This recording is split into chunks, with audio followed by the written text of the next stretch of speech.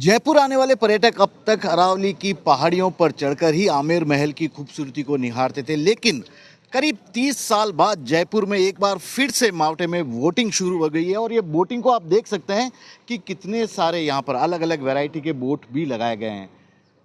कश्मीर के डल लेक में जिस तरह का बोटिंग होता है, ठीक उसी तरह का लगाने का यहाँ पर शिकारा बनाने की कोशिश की है। हालांकि राजस्थानी रंग रूप देने की भी यहाँ पर इसे पूरी कोशिश की जाएगी।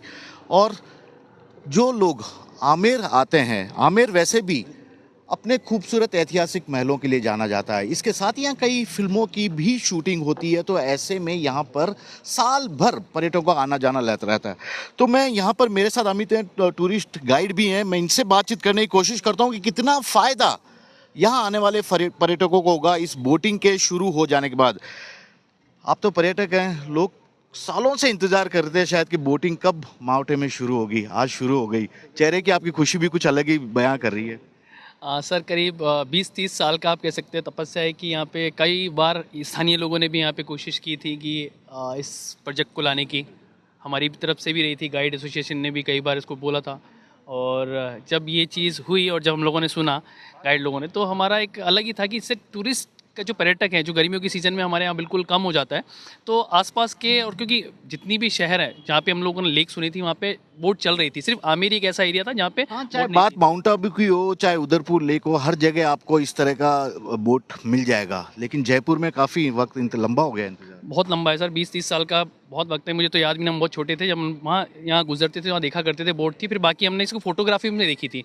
फिर आज जब देखे हैं तो यहाँ पे हमारे यहाँ तो जितने भी स्थानीय लोग हैं, सबके चेहरे पे एक बहुत बड़ी खुशी है, क्योंकि इससे रोजगार भी बढ़ेगा हम लोगों के पास। पर्यटक बढ़ेगा तो जिससे हमारे सबके जो रूल रेगुलेशन चलते रहते हैं कि हमारे, कि भाई एक दूसरे से जुड़े हुए हैं, क्योंकि अगर यहाँ वो आएगा तो यहाँ के स्थानीय जो लोकल लोग हैं, जो फुटकर व्यापारी, उन लोगों का बिजनेस चलेगा, गाइड लोगों का चलेगा, तो पर्यटक तो इससे बढ़ेगा। एक सवाल मैं आपसे और पूछना चाहूँगा कि अब तक जो पर्यटक आते थे वो सड़क के उस किनारे खड़े होकर आमेर महल की खूबसूरती निहारते थे, लेकिन एक जगह खड़े हो जाना पड़ता था क्योंकि गाड़ी वहाँ पर पार्किंग वगैरह का प्रॉब्लम आता था, या फिर ऊपर जाना पड़ता था।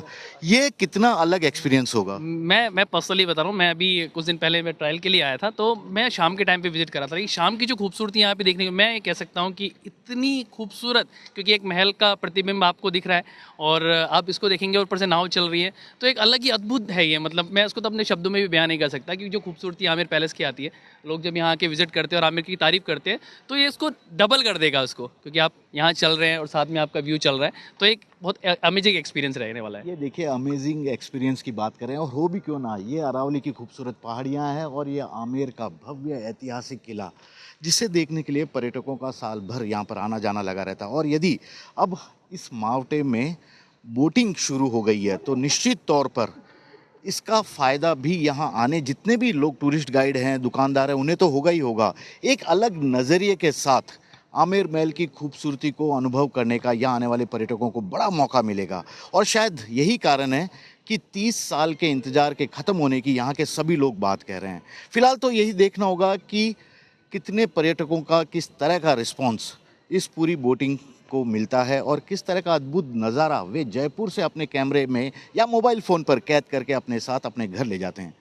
कैमरामैन विक्रम सिंह भाटी के साथ सी वत्सन, जयपुर न्यूज़ 24।